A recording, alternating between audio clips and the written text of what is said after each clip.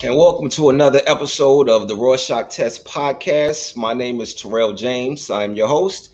And today I have a very special guest with me. I'm really excited about this guest actually, because this guy right here is part of the reason that you all are able to see my shows.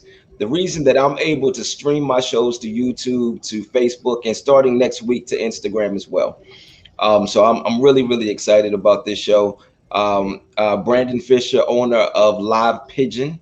And I will let you get into exactly what it is that you do and what Live Pigeon is about. But before we do that, first, just want to let everybody know for first time people who could be watching, or if anybody has forgotten, what I do here on the Rorschach Test podcast, I put up a series of inkblot tests, and I ask the guests what it is that they see.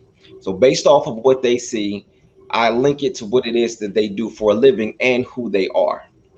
So I'm going to let you actually first I decided to start. This is my first show ever doing a disclaimer. I'm going to start doing disclaimers now. Okay. So my disclaimer: I am not a therapist, nor am I qualified to psychoanalyze anybody. However, I'm going to do it anyway. So Brandan Fisher, the floor is yours. Please just tell everybody who you are and exactly what Live Pigeon is all about. Awesome. Well, thank you so much, Tyrell. My name is Brandan Fisher.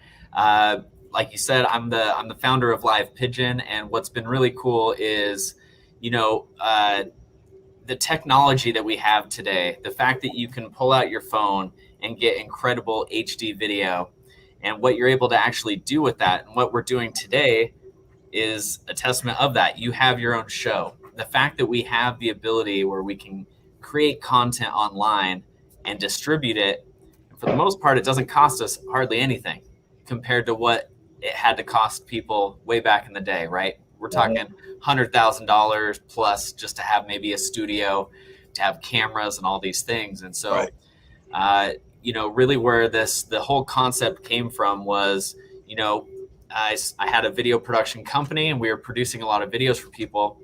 And it was interesting to hear kind of what it's almost like a demand that came, because everyone is trying to figure out this live streaming game. How do you get yourself in front of more people? Mm-hmm. And so anyway, that just put me on a path to figure out how to be able to do this, but at the same time, not only just serving myself, but how could I then serve other people?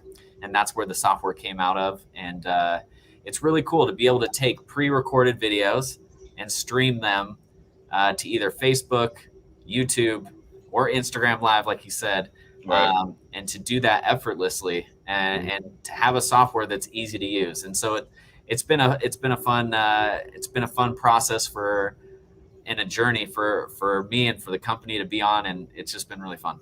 Yeah, and it's made my life a lot easier, and I'm sure I can speak for other people who are part of Live Pigeon that it's made their lives a lot easier as well.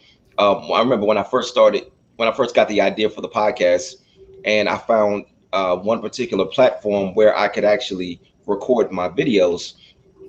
Then when I was ready to put my videos out, I learned that the platform that I was using didn't allow me to do that. I had to go through another party to do that. So now I'm like, okay, what am I going to do?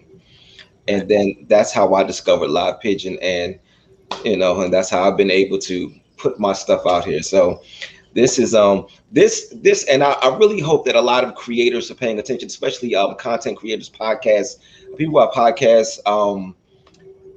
If people just want to go live, whatever reason, I really hope they're paying attention to this, because Live Pigeon is it's a very good tool to have. It's a very good platform to have, and it's and he's not paying me to say this. I promise you, he's not paying me to say this.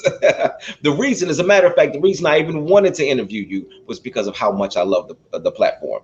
So and we appreciate you, Tyrell, as a customer, and man, we love the feedback we've been getting, so I appreciate that. Right. Okay. All right. Well, so we're going to go ahead and get into one of these Rorschach Test podcasts. I'm doing things a little bit differently now.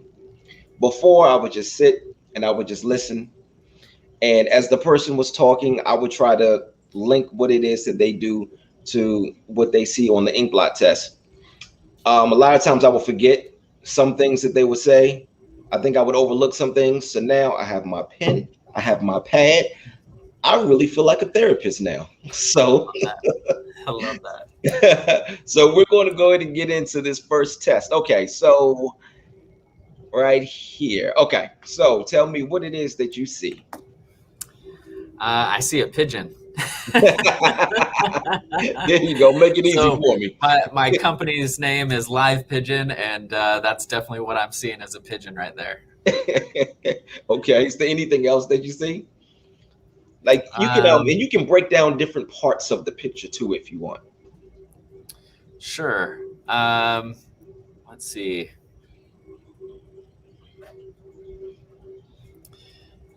Well, it's interesting, like, because this looks like something like a character could be facing you, you know, there, I could potentially make out a face and a character, like, you know, as if it was facing towards me. But my very first thing I saw was from the top down, looking at a bird pointing north. Right. Okay. Pointing up. I don't necessarily see anything that's, yeah, nothing else is like standing out inside of this image. Okay. So what I see, to me, it looks like a knight in armor with wings. Yeah, I can see that. And he has, I guess, maybe a sword in front of him, but he has his hands together almost as if he's praying. Okay. And the sword is in between his hands.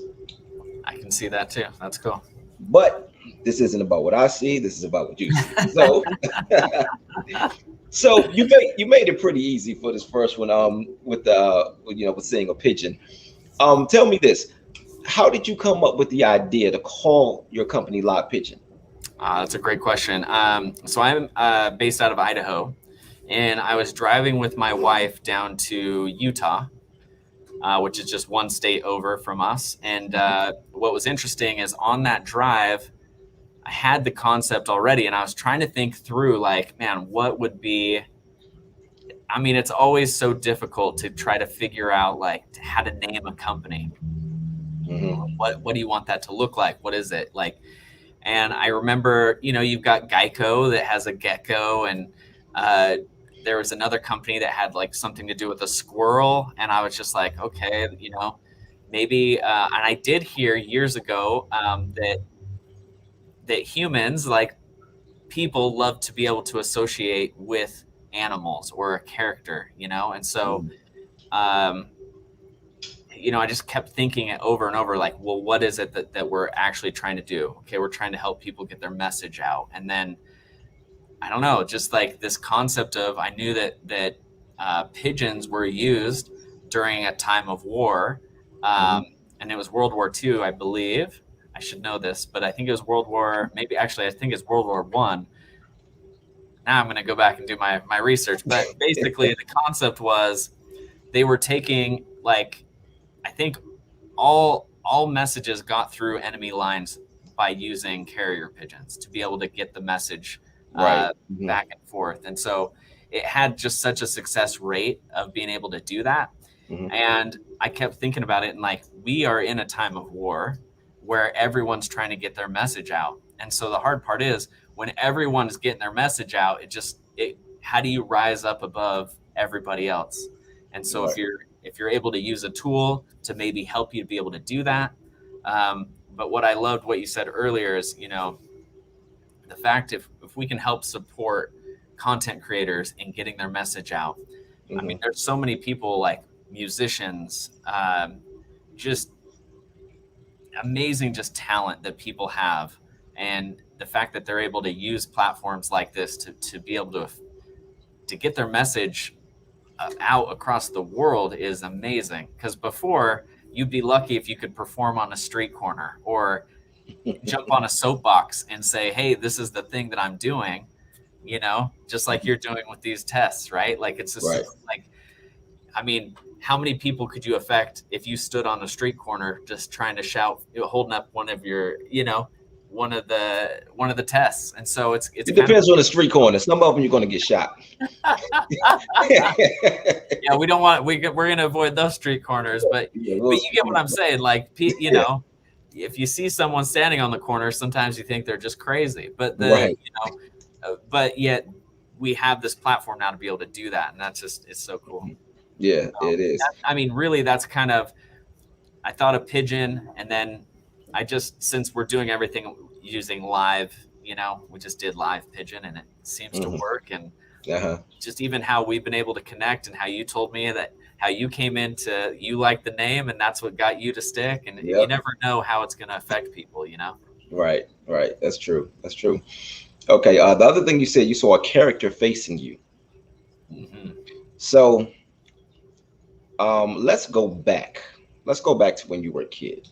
Okay. All right. Now, remember, I'm not a therapist here, but sure. I know how to play the part. I've sat in front of enough of them, so I've picked up some things. So let's go back. Okay, you said so. You see a character facing you. When you were a kid, did you feel as if all eyes were on you, that you had people just facing you, just expecting a certain thing from you? And the reason I'm asking that is because essentially live Pigeon, even though it's a platform so that people can go live and stream, you're in media. So you're connecting with a bunch of people. You are in front of the camera. You are, and let me ask you that: are you involved in other things in media as well? As far as, you mean, like, am I in front of a camera, or like, what do you mean? Well, in any form, like, are you in front of the camera, behind the camera? Do you executive produce? Are you a writer? Anything that is connected to media in any way? Yeah, so I got my start as a video editor. That was absolutely loved that. And then the challenge was trying to find enough work. I ended up having to learn how to use the camera, and then I just started recording and filming a bunch of people, and then I just kind of kept building upon that. Okay, so now going back to when you were a kid, now that I know that, so you were behind the camera. I have spoken to people before who have said that people in act, because I'm an actor, so of course I have acting. I have a bunch of acting friends, right? And I've spoken to a lot of my acting friends, and they have said to me that part of the reason that they are in front of the camera is because when they were kids, they felt like all eyes were on them. Now, on the flip side, I've also heard people say that part of the reason that they like to be behind the camera is because when they were kids, all eyes were on them, and they just didn't want to be seen anymore.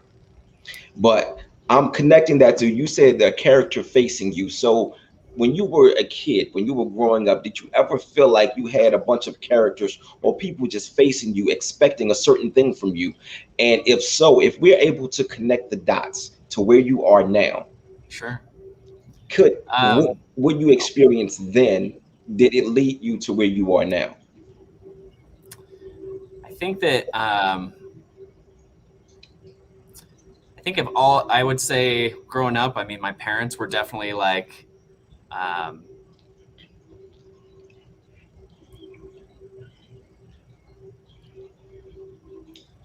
mean, I definitely looked up to my parents, like, just wanted to make sure that I respected them well, or at least brought I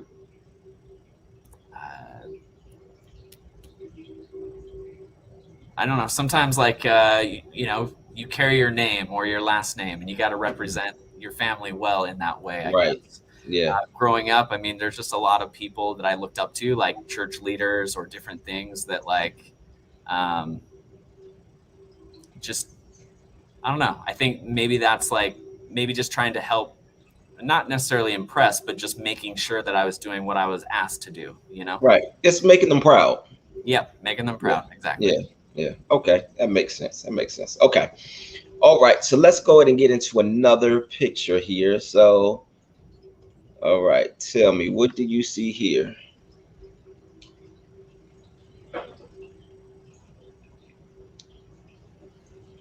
I see maybe like what looks like a pond in the middle, with some trees on both sides.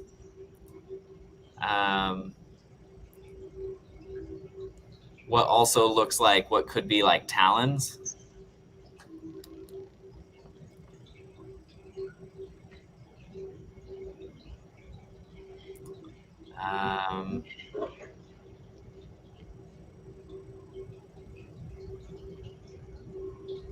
It looks kind of like roots down at the bottom, but I don't know, like I don't. Okay. Okay. Is that it?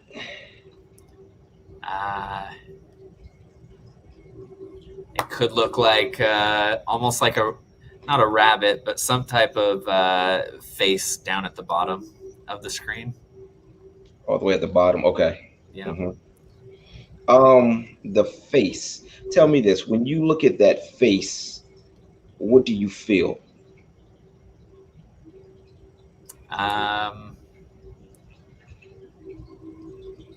I mean, it's because the maybe the contrast of the image, but it's like it's dark. It's not very. It's not like a warm and inviting. It's more of like a cold or scared, I guess. Okay. And you saying the face looks cold or scared? Yeah. Okay. All right. Got you. All right. So I was taking my notes. Okay. So we'll start first. Let's start with the talents. Okay. Pigeons have talents, right? That's right. They do. They do. All right. That was, So you said you saw trees on both sides of a pond. Mm-hmm. Okay. So trees, that can be like a symbol of growth. Okay.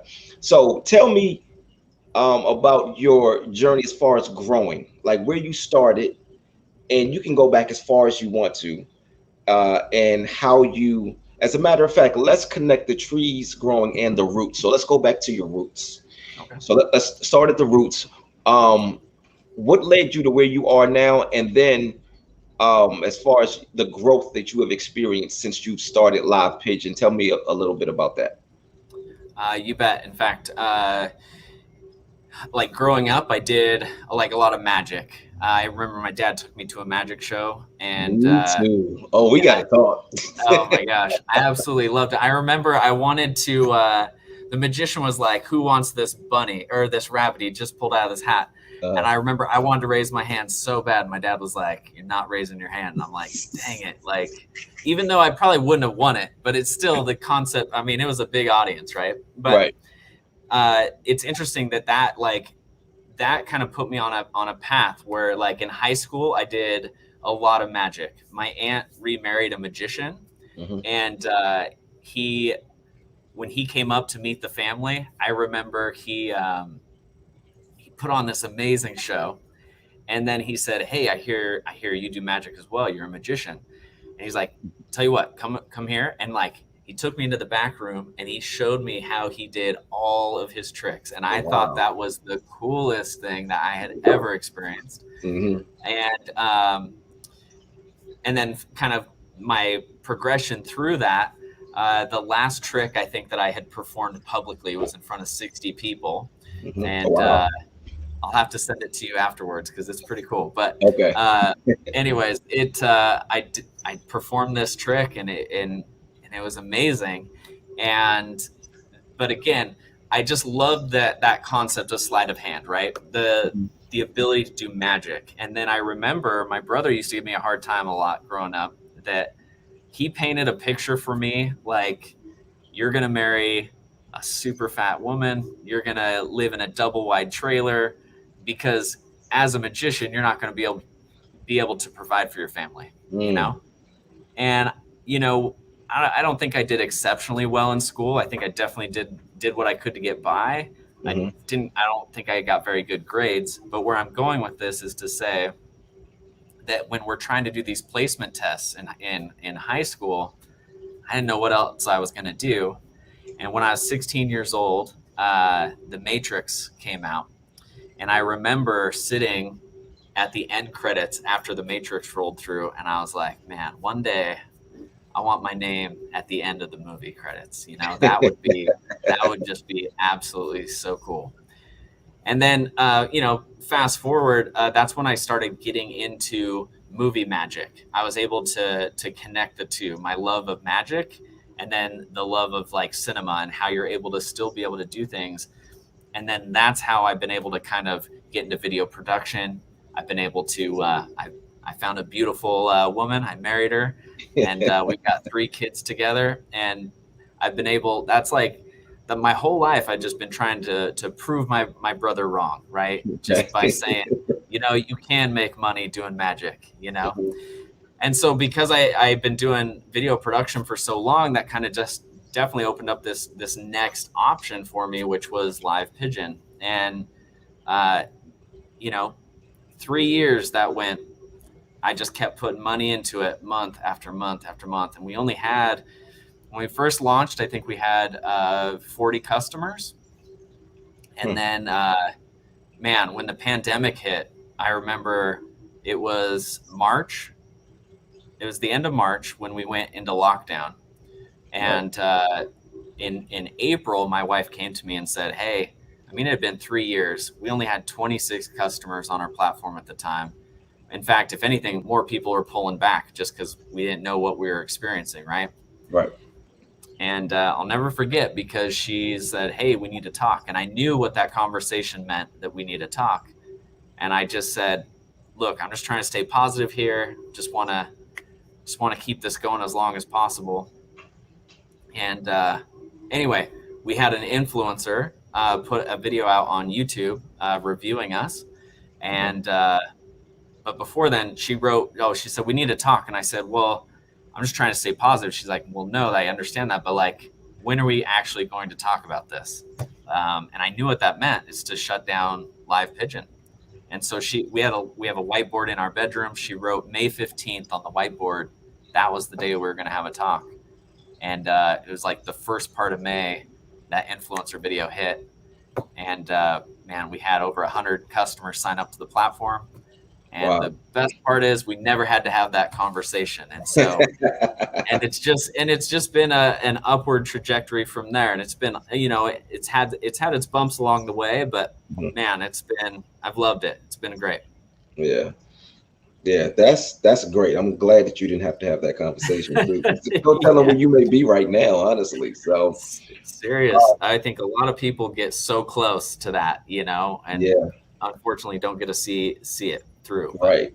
That's true. Very blessed. That's true. Now, the other thing, you said you saw a pond in between the 2 trees. So the pond water, we can't live without water. So essentially it gives life. So what are the things that are giving you life, that are continuing, that are pushing you to continue on this journey with live pigeon? It's interesting. There, a couple of years ago, I used to wear a word on my wrist. I don't have it on today, but I had to try to figure out like kind of what my why is, what my core why is, and the word that came to me was provide. And I've absolutely loved that word because that is the thing that drives me most, is like, how can I provide for my wife? How can I provide for my kids? And what's been really cool too is as an employer now, like that's now shifted into how can I provide for my team? How can I provide for my clients? How can I provide now for my customers? Like it's the constant asking the question of like, is what I'm doing today helping all of those people, right? So from my family to my team to my customers, like, I've actually loved that. That's what's helped give me drive is that word provide. So okay. I don't know. Did that answer your question? That was perfect. That was perfect. Yep. So finally, you say you saw a dark face and the face looked cold and scared. I guess we can go back to the story where you were where you thought you were going to have that conversation, but I'm sure it was a dark time for you. It was a cold time for you. You were scared. You didn't know what to expect. As a business owner, as a creator, You get faced with these things often, these obstacles. And what I always tell people is the obstacles are only opportunities for us to be great. That's it. So, what was it about when you were scared, when you were in that dark place? What was it that just sparked? What was it inside of you? Because I know what happened outside of you. People started signing up. But what was it inside of you that made you keep pushing? I think it goes back to, and again, I don't want to get into too much religion. I don't know who, like, all your audience and stuff, but like for me, I do believe that there are people who are called either by God, by a higher force, like whatever you want to call it. Like I do feel that I was given this idea to be able to do it, and that I didn't know, like, the craziest part was, like, when the pandemic first hit, we saw there was a lot of churches actually that were signing up to our platform Mm-hmm. because a lot of them weren't ready for what was coming. And I thought that was like very interesting, like how sometimes we don't know why we're put on a certain path. Mm-hmm. You get to choose, like, do you want to take this and run with it, or do you want to wait and have somebody else do it? Because the thing is, this thing is going to get built. It's going to get done, whether it's by you, me, someone, right? Right. And Mm-hmm. so I don't know. This is just something I just definitely felt called to. I didn't give up. I felt like there was abundance along the way that allowed us to be able to invest in it. Mm-hmm. This is all something that, I mean, I've bootstrapped this whole thing from the ground up. Haven't taken any money from anyone other than just basically what me and my wife have put into this to just keep it going month after month. And so, yeah, I don't know. Yeah, I couldn't have done it, Without without her. God, too. So I mean, short answer, it was God. Yes, absolutely. And I'm Yeah. going to give him credit for sure. Yeah. Like, Absolutely. that's the thing. Like, I Mhm. don't, I just feel called to this. And Right. like, when it sucks, I still just, like, at the end of the day, like, what are we trying to do? We're trying to solve a problem, Right. Hmm. So, and Yeah. that's what helps me to get through that. So, Yeah. And he's the ultimate problem solver, so it makes sense. So I'm love with it. you, man. I'm with you Perfect. 100%. Perfect. Any more of the climate, you just never know what to say. So I appreciate you I saying that, because know, I know, man. I It's never want to skirt it either, but at the end of the Mhm. day, I love it. So, You know what I realized though, man. As long as I try to pay attention to the climate. I try to read the room a lot, and I'm very careful with the things that I say because I know that people are. I know we're at a time right now where there's this heightened level of sensitivity, and I know that I'm not always responsible for how a person receives things. I'm only responsible for how I deliver it. So I make sure that I deliver it with intentions that are pure, that are genuine, and without the intention of trying to harm. So since that's what I do, I say whatever I want because I I'm not trying to hurt anybody. I'm not. That's not my intention. And if given the opportunity, if I do hurt somebody, if given the opportunity, then I will explain myself. I will apologize for hurting them. I will try to find another way for them to understand what I'm saying. Some people will get it, some people won't. But I refuse to live my life in a way where I am constantly walking on eggshells. There's a difference between being cautious of the things that you say and being mindful of the things that you say and walking on eggshells. I'm not about to walk on eggshells. I'm not doing that. So whatever you want to say, man, just let it out. I don't care. love it. Love it. All right. So let's get into another test here. All right. What do you see here?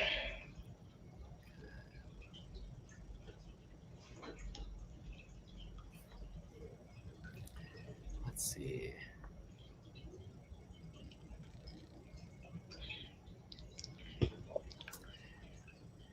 I see. I mean, I'm trying to make it out like where it looks like it's trying to be something, and then it's like, for example, it looks like almost like a rib cage in the middle.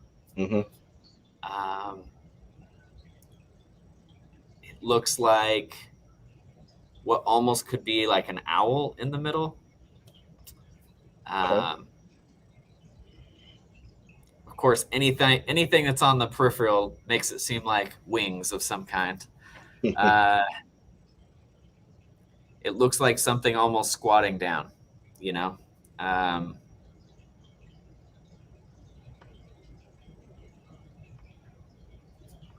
Okay. Almost like a frog's abdomen or something in the middle. I don't know. Like Frog's abdomen. All right. Now that's going to be hard. Um, I don't know. Like I don't. You know, it's interesting. Like all the different things you can try to pick out of this. You know. It's yeah, cool. I always find it funny. I'll show people the same test, and you see one thing, and somebody sees something completely different. Yeah, totally. Yeah, yeah. I love the way the mind's eye works. So, okay, all right. So we'll start with the rib cage. Um, let's talk about your wife and the role that she has played in your life. Um, her being your rib, because of course that's Adam had to his rib from his rib Love that. named Eve. Okay, so let's go to your wife, Okay. your rib. What role has she played in your success? Man, she's been she's everything. Like I could not have been. So when we first got married, I remember I wanted to go into video, and so I went to college, and we made the decision that she was going to work while I went through college. We were going to cash flow it, and then basically I was going to do everything in my power to make sure that that she didn't have to work because she wanted to be a stay-at-home mom. Okay. And so, but I'll tell you what, I took this video class in college, and they gave us these little Sony Handycams, and I'm like, man, I want to do something at a professional level. I want to get a professional camera. And I still remember, like, I can't believe sometimes, like, the stuff I'll ask for, right? Because you just don't know, right? So anyway, I just remember everything combined that we had, even if we sold all cars, everything of all of our possessions, this camera that I was asking to buy was still worth more than what we actually possessed. And I explained to her what I was wanting to do, and I'll never forget that she said yes. And that put a tremendous amount of pressure on me to make sure that I did everything in my power to make sure that she was going to get what she wanted later in life. And she's been so supportive along the way, like beyond supportive. In fact, I give all my success. The only reason I've had success, number one, because of God, but two, if I didn't have a support system like that from my wife, like I wouldn't have been able to do this. Because the thing is, I would say most women would prefer to have their dream house or to maybe even have a house, depending on who might be listening. But it's we were able to put that off until this last year. We just recently bought a house, and like it feels good to be able to give her that. So yeah, that's good answer. So I couldn't do. I mean, that's the thing. Like, are you married, Tyrell? Yeah, yeah, yeah. Me and my wife actually, we just celebrated our 2-year anniversary in July. Very cool. And I mean, it's you probably have a similar thing, maybe not, but there's just things, the way in which to have a support system in your life like that, like it's incredible. It's so important to me. The way she supports me at times, like she is honestly a crutch. She is, sometimes I can get hard on myself, and there are times that I don't believe in myself as much as I should. I start questioning things, and she reminds me of the greatness that God has put inside of me. So I mean, and she's never, like, regardless of how hard things have gotten, how good things have gotten, or anything in between. She's never left my side. She's never wavered as far as her support for me. So yeah, it's amazing. I'm honestly here. You know what? I'm gonna tell you a quick story. This is going to sound funny to the people who are watching that know me. And I actually just had this conversation with my cousin earlier today, right? So, and only three people I ever shared this with were my wife, my mother, and then my cousin today. But I'm gonna go ahead and just put it out there. So, when I was about to, as I was coming up with the idea for this podcast, I got scared. I didn't think I could do it. Like, I've been in radio. I've had two other radio shows, but I had radio hosts. I was afraid of doing this, of doing a show by myself.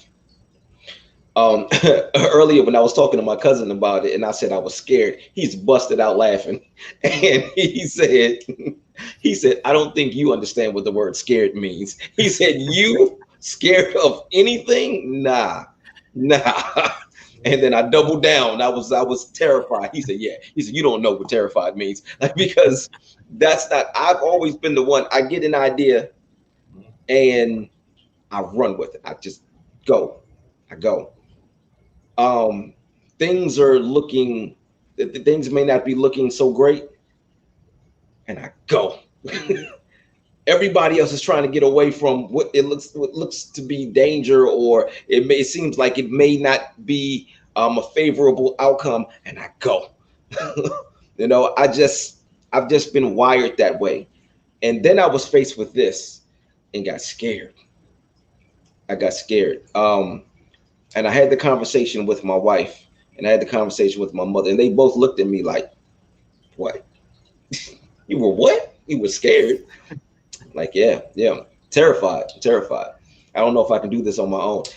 But she was a huge part of the reason that I was able to go ahead and do this, because I was scared. I was scared, but she had to remind me. It was almost as if she had to remind me of who I am, what I've been through.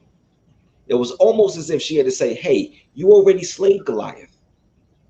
What are you worried about this for? You can handle anything. It doesn't matter. Anything that's put in front of you, you handle it. So why are you afraid now? She had to remind me of that, man. And that just meant the world to me. It meant the world to me. So yeah, I'm with you 100%, man. That support system is very, very important. Right. Enough about me. So hey, it's good to share you on this as well. So it's good. Right.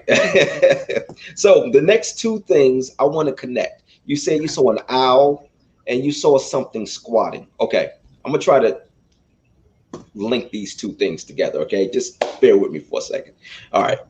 So an owl is a symbol of wisdom, right? A lot of time, wisdom is birthed in pain.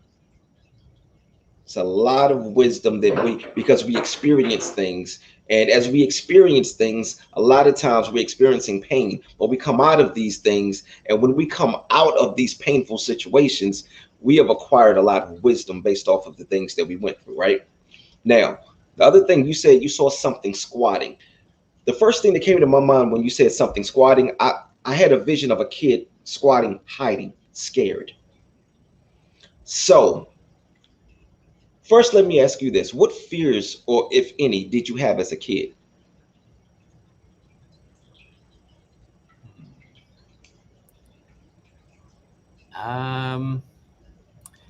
Well, I think that I feared my father growing up. Okay. And I think that I might have touched on, maybe not, but it's more of like just trying to make sure that, for example, if I didn't do as well in school, that wasn't a praised thing, Right. And so, yeah, I think if anything, I definitely feared my father growing up. Okay. So there was a certain level of pain that came with that fear, I'm sure. And you had this fear of disappointment, but because of that, it also caused you to work in a way, maybe not a whole lot in school, because as kids, as boys, we mess up or whatever. But as you got older, because I don't believe any of us are where we are right now because that's how we woke up. No, Mhm. we have to connect the dots. We got to go back. And that explains why we are where we are now. So, how much of the fears that you dealt with and the pain that you dealt with growing up allowed you to acquire the wisdom that you have now that has put you in the place that you're in? Yeah, I think it definitely comes down to, proving. I feel like having to prove yourself. I talked about that kind of even with my brother, right? Hmm. It's kind of interesting when there's kind of a pecking order, if you will, like if your dad's getting after you for something, then your brother's getting after you, or Hmm. or whoever your siblings might have been, right? But it's like, man, I just feeling like I think that's the other hard part, right? I think I maybe touched on this a little bit, but even taking these placement tests and not feeling like I quite fit into what everyone else was doing, at the time. Um, but yet, as soon as I figured that out, as soon as I figured out, man, what my gifts and talents are and how I could use those to be able to make money, to be able to help other people, and that's Right. what's interesting. I think when I first started out, it was about the money, and now it's about trying to serve more people. So Okay. Okay. So when you say it was about the money, it was more of a necessity thing. It wasn't a greed thing. You don't strike me as a guy that's greedy. So it was no. more of a necessity thing, not Yeah, greed. just Hmm. making sure that the family can be taken care of, like Right. not being a double wide, you know, Hmm. that kind of thing. Right. Okay. At least in my area, that's kind of like that seems like the low end of town is a double wide trailer, but it's Got you. yeah. Got you. Okay. I think that Um. there's other lows in other areas, I'm sure, but anyway, that Mhm. maybe to some that's a nice place, I don't know. Right. Right. So, but the pain that you dealt with and the fears that you dealt with led you to a place of wisdom. Mhm. Now, you take that wisdom and you use that as a tool when you're putting together this idea for live pigeon. And so now that you have live pigeon and it's going now, you're a business owner and um, you're running a platform where you're going to run into issues. Mhm. You're going to run into issues. You're going to have some more pains that you're going Oh to have yeah. to deal with. Yep. And but the thing is, more pain also means more wisdom because you're going to be confronted with the problem. You're going to handle the problem. You're going to learn from the problem. You're going to move on, and essentially, you acquire wisdom because you were able to do that. So, all right, got you. So, Uh, all right. So next, all right, we're going to do another Rorschach test here. All right, what do you see here? I see what looks like a rocket. Okay. I can also see what maybe looks like, I guess, the top-down view of a plane or a jet. Okay. Um, I see something that looks like almost looks like explosion. You know, um, Okay. I see what could look like a sword, Okay. and it could look like a cat laid out in front of a fireplace, Okay. as as if someone took pride in a kill. Right. Okay. Got you. Got you. Got You you. do you get what I'm saying? Like Yeah. one of Kind of those, like one of like a those rug. rugs. Yes, yes. Got you. Okay. All right. So start with the explosion. Were you an angry kid? No, Or did you ever you never even like growing up, even as an adolescent, young adult, did you ever have any moments where you just dealt with anger?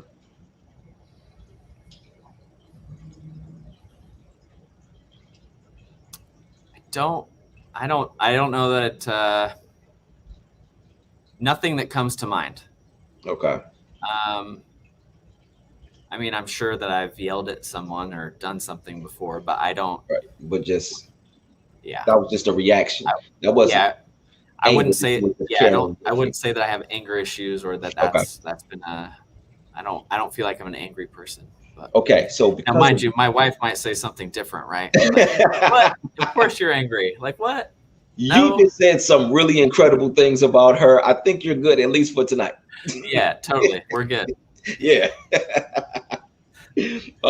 Okay. So because of that, and regardless of how you answered that, whether you said you were angry, you not angry, I was going to have the same question.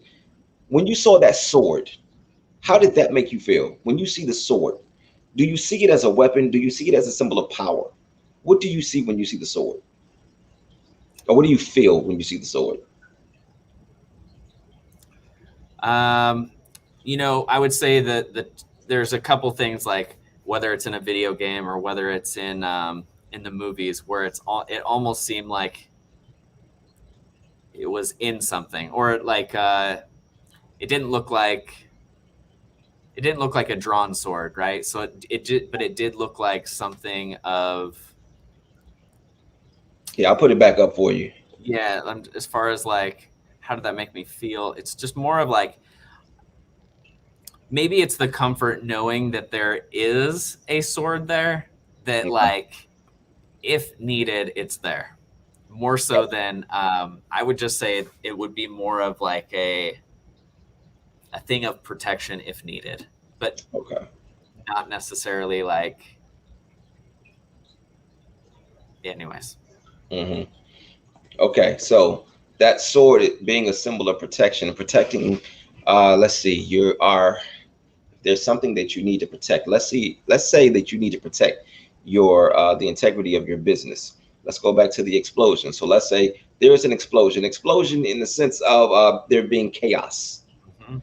You being confronted with chaos, for instance, COVID-19. you Sure, were sure. you were confronted with chaos. There was this Yeah. explosion of COVID-19 all over the place. Facebook had to go in front of Congress. They changed the way in which they were doing things, and Hmm. that knocked us out. They Right. changed our integration that we had with them. Hmm. That definitely causes chaos, right? When you have the phone just blowing up and So, just trying to help serve customers when you don't even have an answer. So, That's. so what is your sword at that point when there's complete chaos? That thing that serves as your protection. What is your sword when there's an explosion?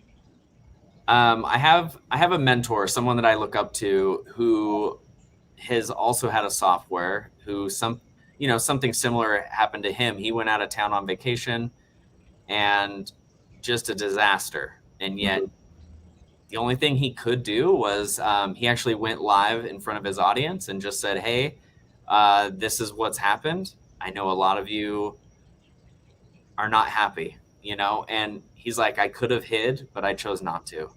And I Okay. think that his example to me allowed me to do the exact same thing. When anytime something bad ever comes up, it's like, okay, I'm not going to hide. I need to go in front of the people and just say it how it is. And what are the options to help people get back online? You see what I'm saying? So, Right. um, but yeah, it is interesting how some people can be your best friend, it feels like, online. Hmm. But as soon as the service goes out, or if there's something that's outside of your control that happens, it's like, luckily I have not had any death threats or anything like that, but this guy had. And so Oh I had wow. learned from him, in not hiding, but to come forward and to lead.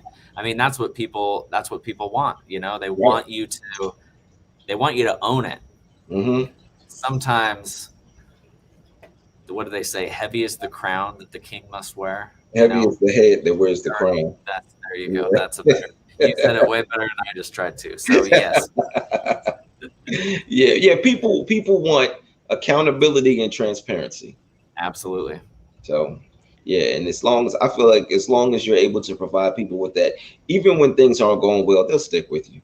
Yeah. stick with you, you know. No, and it's so far it's been a good journey. So I'm not trying to complain of that. But yeah, Right. sometimes things happen, you know? Uh-huh. All right. So the rocket and the jet. So this thing is taking off for you, right? Yep. Is this your ceiling, or are you planning to go further? Uh, that's a very interesting point. In fact, I pray a lot about that actually, Mhm. because, and I don't know how else to explain it other than I actually do feel very connected with this software. And like I said, that calling that I feel like that I've received, because everything along the way, I don't feel like, I mean, everybody wants their thing to just blow up and just be absolutely successful, right? And Right. the the the thing is, I don't think that a lot of us can handle it, because the thing is, if it was just boom, overnight success kind of thing, I don't know that we'd be good stewards of the money. I don't know that we'd be able to do the things that we were actually called to do, right? And so Right. what's been interesting for me along this journey has been, like, first and foremost, is like, okay, every time I've learned and I've grown, and that growth also has allowed, let's say, more customers coming in. But Mhm. every time that I do feel like there's a ceiling that we hit, I know I just want to believe that that's not it. But what am I supposed to be learning here that will get me to the next level? What am I supposed to Right. now learn here that's going to continue? You know, I Mhm. don't know. I just believe that there's just so much abundance, and it's just a matter of like, okay, what am I supposed to be learning here? Mhm. And thank goodness that we just didn't explode, because if so, we wouldn't have been able to handle it, and Right. that would have been a bigger disaster. It Yeah. had, with a smaller group of people, they're less affected versus like hundreds of thousands of people would just be a nightmare. So anyway, with that being said, I just feel like we're all just being prepped along the way for what we can actually take on. And Mhm. so even in business, there's a lot of things I do not know, but yet all along the way, I feel like I'm just being prepared for the next thing, for the next thing, for the next thing. So Right. Okay. So yeah, essentially, what it seems like, this isn't your ceiling, no, but and you're preparing for more ascension. So. absolutely. And the thing is, like, even if this software isn't the thing, Mhm. there might be a thing after the thing that we just Right. don't see, and so Yes. it's Hmm. just like, what are the things that I need to be learning in this moment, Hmm. and then how can I apply those to other areas as well. So Hmm. Well, yeah. me and millions of other people need this to continue to be your thing because Oh yeah, I we hope need so. live I business. I mean, you I can hope get so. I'm another not. thing. You can get Yes. another thing, but we still need this thing. I'm with you. I'm with you. I'm just saying Facebook could come out tomorrow with the thing, right? So, Right. anyways, we'll. But if that happens, it's all good, because Right. it was meant to be. So there you go. Uh, oh, okay. And the last thing you said was you saw a cat laid out in front of a fireplace. But more so like the rugs. Those rugs are super expensive. I mean, unless you kill it yourself. But then you have to take it to the taxidermist, and all of that stuff is expensive as well. Sure. So, um, but with it being that expensive, I mean, now I'm looking at that as like a symbol of luxury. Mm. So earlier, like you were talking about when you first started doing this, you did this for the money. It wasn't out of greed. It was out of necessity. But at the same time, it's nice to have nice things. Sure. So, but there are a lot of people who believe that having a lot of money isn't necessarily a good thing or a godly thing. And I feel like it's good to have this conversation. I like having Sure. this conversation with people who are connected with God, because there are a lot of people who just feel as though, no, you shouldn't have this much money when there are all these people out here starving and who are in need, whatever. But for me personally, I love giving. Hmm. I do love giving, but I also love getting. I do love getting. I wouldn't mind having the. I probably wouldn't have a bearskin rug or a cat or whatever. Probably wouldn't do that. But when I see that, or when you say that, it gives me, it just kind of gives me the vision of luxury. Though, I just kind of, that's what I see. Is that something that you're looking to attain, though, to have that type of luxurious lifestyle? What's interesting is like, I mean, I definitely want nice things, but I don't know that it's like, for example, uh, we were in our last house for like 12 years, Hmm. and then we just got a new house, right? And like, it seems like the worst time of year, or I should say, in this economy or market, it seems like the worst time to be buying a house. Hmm. Um, but I do think that it's an interesting conversation because the thing is, I do believe that we are all blessed with gifts and talents. And what we choose to do with those gifts and talents while we're here, we can either choose to bless the lives of others or we can choose to, like, you know, I guess what I'm trying to say is I don't look at what I'm trying to do as pushing other people down. If anything, it's like, how can I help other people to rise up, especially through getting their messages out?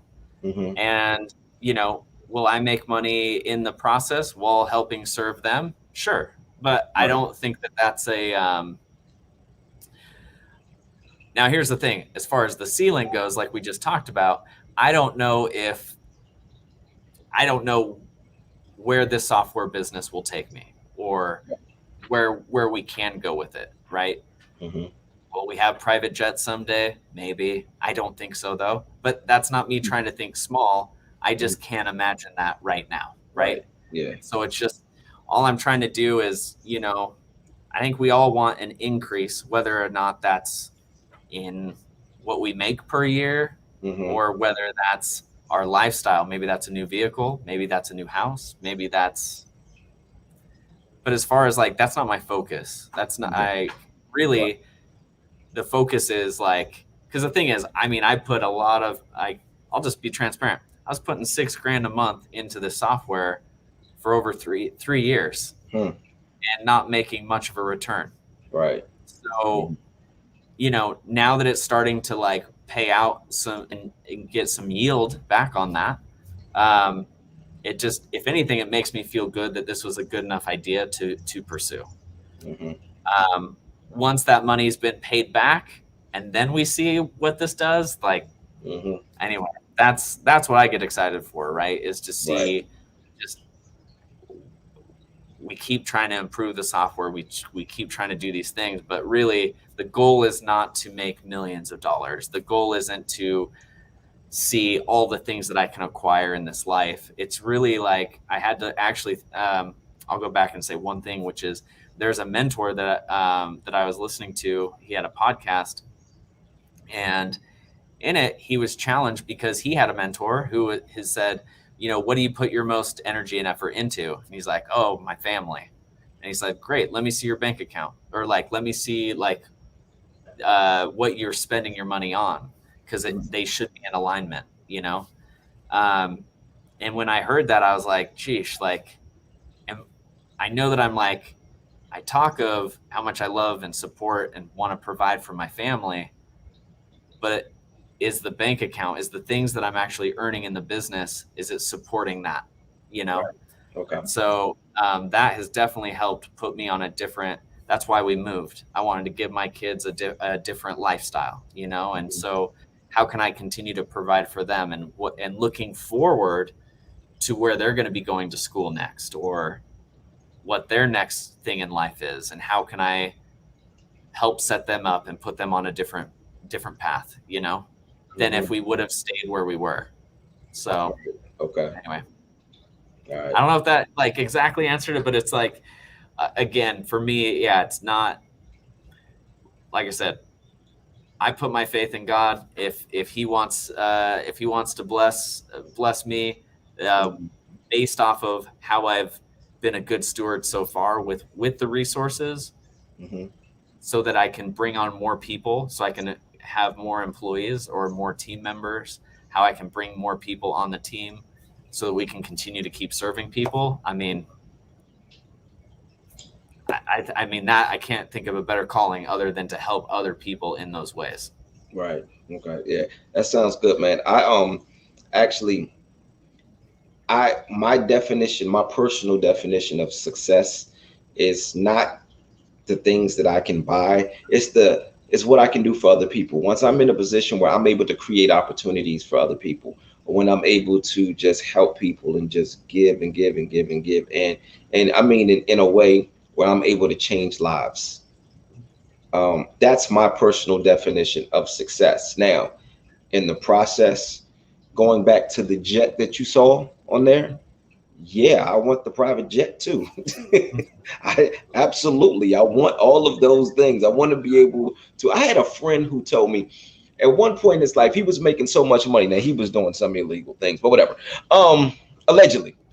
So he used to wake up and he would grab a dart and throw the dart. He had a map on his wall, and he would wake up. He'd grab a dart and just throw the dart, and wherever the dart landed on the map, he would go there that day. I'm like, I don't necessarily want to do that, but I want the option.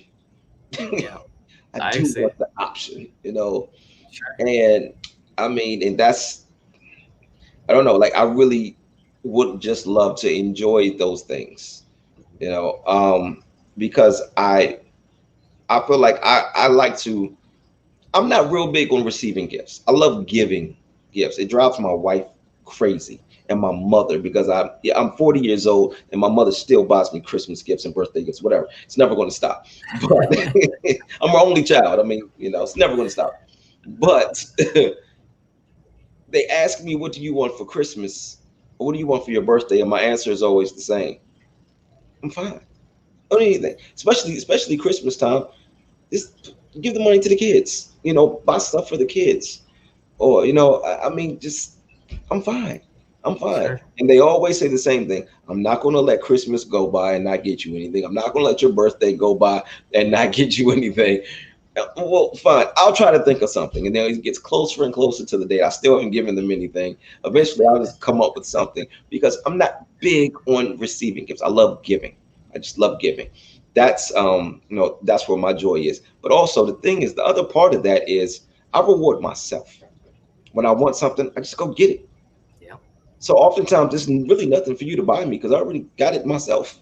Yeah. I just love rewarding myself. So but that's my take on success and money. That's how I feel about that. Okay. I got one more picture here for you, man. All right. Tell me what you see here. I love this photo. This is Mike Tyson with his pigeons. With live pigeons. Mike Tyson with live pigeons. I love that. That's awesome. It's funny. I don't know if you can see it, but behind me it's a different picture. Where is it? A similar picture. But it's a guy with two pigeons in his hands. So. No, I can't see it. That's awesome. So, okay. I play this game. I like to play this game with people on my podcast. Okay. And it's called Probably Not, But What If? Okay. So, I want to ask you a question. Will this happen? Probably not. But what if Mike Tyson came to you and he said, I love pigeons and I love what you're doing with your company and it's called Live Pigeon and it's great. And I would love to see Live Pigeon just explode and be worldwide and you have all the success in the world. I am willing to invest millions of dollars into you and into your company, but you have to go 3 rounds with me. Oh my gosh. That I wouldn't even, man, I think I'm 170 pounds. I think taking one punch from him even today would probably just knock me out. So 3 rounds. I don't know if that's even possible. You'd have to run the whole time. Okay, fair enough. I think that would depend because, being that he's celebrity status, he would probably get a lot of views and a lot of people in. I don't know. Is this televised?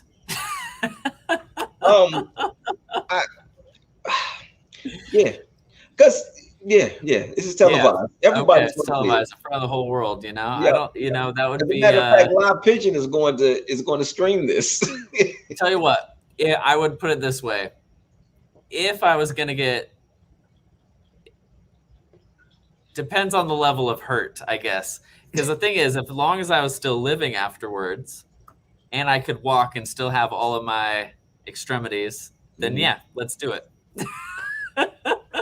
Got you. What about brain damage? Did you think about that? Well, I didn't think about that. No, I did not think about that. Yeah, see, and just because you put it that way, I don't know. Maybe I'll have to rethink I don't know if it's worth it. I guess a knockout is one thing. I never even considered that. But yes, that's a good point. And that's the thing. If he knocks you out in the first round, then you have the privilege of not having to do any more rounds. That's true. Oh, that's awesome. Well, Brandon, we're going to go ahead and wrap up now. I have had an incredible time here, man. I appreciate this so much. Yeah, thanks, Tyrell. It's been awesome. Yes, man, it really has. But before we get out of here, I want you to just let everybody know where they can get in touch with you. And anything that you want to put out there, if you have social media that you want to put out there, anything that you want to just let the people know. You bet. First off, thank you so much, Tyrell. If you didn't know, the company is Live Pigeon. And I should have brought my socks. I got Live Pigeon socks. I'm awesome. I'm trying to cut you off, but when I signed up, everybody, when you sign up, he sends you these Live Pigeon socks. And I love my Live Pigeons. I should have worn them for this, but you know, whatever. It's all good. It's all good. So basically, if you want to come and test us out, we offer a 14-day free trial. If you just go over to livepigeon.com, that's pretty much the best place to probably reach us. Like I said, if you want to get a hold of us, we put our phone number on every page of our website. It's just something that we want to make sure that if you have a question, comment, concern, reach out to us. We try to pride ourselves on our customer support and our service. And so if you do have a question, we love hearing from you. It's been cool. I've been able to jump on with Tyrell even before this, and it's just been fun. I was sharing with him the thing that I have absolutely loved about this technology, you guys, the fact that me and Tyrell are able to jump on a call and to be able to hang out. Like, this would not have been possible. Like, this is amazing. The fact that I'm in little Idaho, and you're on the East Coast, Tyrell. That's right, Maryland. So even probably smaller than Idaho, obviously. But it's the fact that we're able to connect on here, that is powerful. And the fact that, we're able to connect with so many people through social media and through this platform, right? This stage that we're given. Anyway, I don't take it lightly. Thank you so much for your time. But anyways, for those listening, if you want to jump on and figure out, like, hey, do you have a message that you're trying to get out into the world? Come check out Live Pigeon, because that's what we help you do, is to be able to get that message and broadcast it, not only just to Facebook, but it also helps you to go live to Facebook, YouTube, and Instagram. So, or any other social media platform for that matter. But anyway, we just love helping people get their message out to the world. And so, thank you so much, Tyrell, for having me on today. No problem. So before we get out of here, I have one more picture. I want you to tell me exactly what you see. Okay. That's awesome. This is the greatest podcast ever. Thank you so much, Tyrell. And I couldn't agree more. And thank you so much, Brandon. So you have a good evening. And for everybody else listening, you all take care and be easy.